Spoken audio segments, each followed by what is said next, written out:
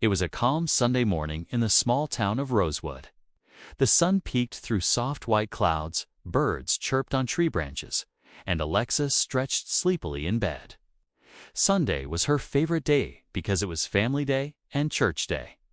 Alexis lived with her mom, Sarah, her dad, Shahid, her older brother, Styris, and of course her fluffy cat, Simba, who slept on her pillow every single night.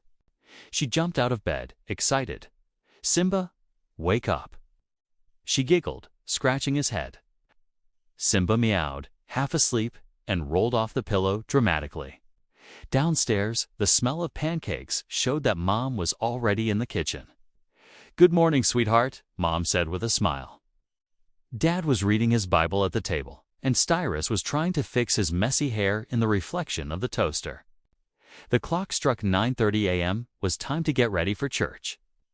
Alexis wore her favorite blue dress, and her mom braided her hair with little white beads that clicked softly when she moved. They all piled into their family car. Simba watched them leave from the window, tail flicking like he wanted to go too.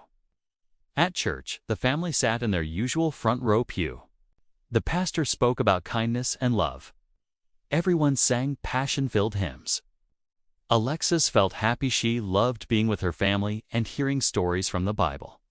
But suddenly, right in the middle of the service, the lights in the church flickered, and the doors burst open. "Fire!" someone shouted from the back. Everyone gasped and stood up. People began to panic. Alexis held tightly onto her mom's hand.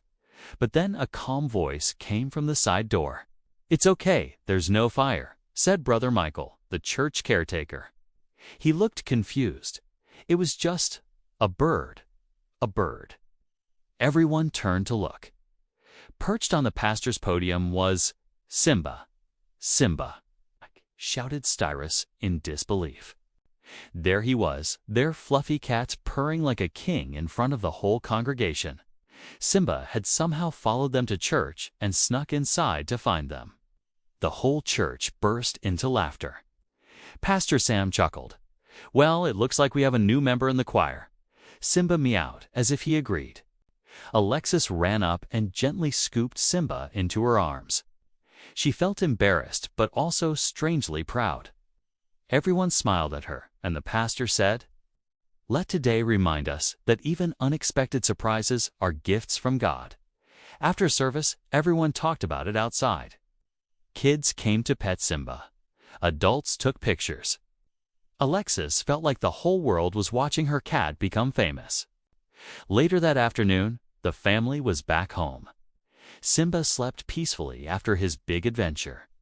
"I guess Simba just wanted to worship too." Mom laughed. "That or he wanted a taste of the holy water," Styris joked. They all gathered around the dining table and prayed together.